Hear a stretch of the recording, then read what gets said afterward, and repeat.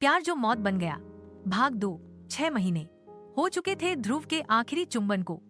अवनी अब पहाड़ों में एक शांत जीवन बिता रही थी, किताबों, बच्चों की कहानियों और आत्म शांति के बीच। लेकिन कुछ बदल गया था। अब रात 11:11 पर खिड़की नहीं हिलती थी, कमरे में परछाइयां नहीं नाचती थीं, पर अवनी के अंदर कुछ अधूरा सा रह गया था।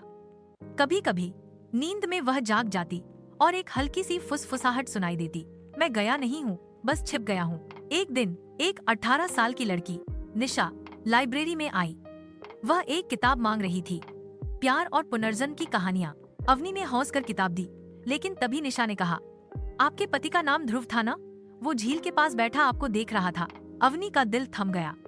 क्या कहा तुमने? मैंने उसका स्केच भी बनाया है दीदी।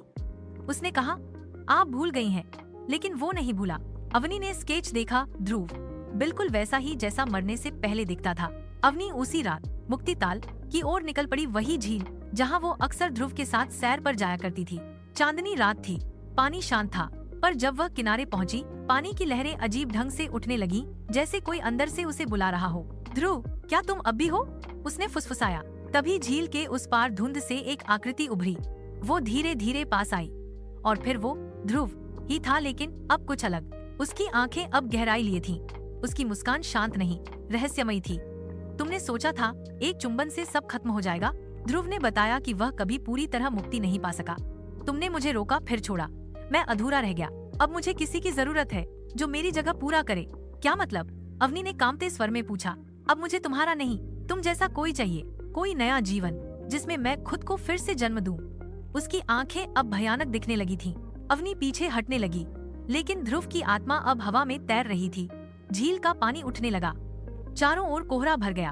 अवनी ने उस रात जैसे तैसे बचकर वापसी की, लेकिन कुछ हफ्तों बाद उसे उल्टियां शुरू हुईं, कमजोरी, चक्कर। डॉक्टर ने कहा, आप गर्भवती हैं। अवनी अवाक थी। कैसे? उसे उस रात की याद आई जब ध्रुव ने आखिरी बार उसे चूमा था। क्या वो चुंबन आत्मा का बीज था? क्या ध्रुव अब उसकी कोख से लौटना चाहता है? अब अवनी के सामने सबसे बड़ा प्रश्न था, क्या वो इस बच्चे को जन्म दे? उसके सपनों में अब एक बच्चा आता है, काले बालों वाला, वही आंखें, वही हंसी, लेकिन कभी कभी वो बच्चा खून में सना होता है। कहता है, मैं वापस आऊंगा माँ, लेकिन इस बार हमेशा के लिए। अवनी अब उस बच्चे को जन्म देने के लिए तैयार हो रही है, लेकिन उसके दिल में डर है। क्या वो सच में उसका ही अंश होगा, या अवनी बच्चे से बात करती है? अगर तुम वही हो, तो इस बार अधूरा मत रहना। इस बार मुझे मत चूमना, मुझे जीने देना। आगे की कहानी में देखें, क्या अवनी का बच्चा इंसान होगा या आत्मा का पुनर्जन्म? क्या ध्रुव सच में प्रेमी है या अब एक भयानक शक्ति बन चुका है? और क्या प्यार कभी शांति दे पाएगा? आगे की कहानी देखने के लिए हमारे चैनल अधूरा सच को सब्सक्राइब और वीडियो को लाइक और शेयर करें।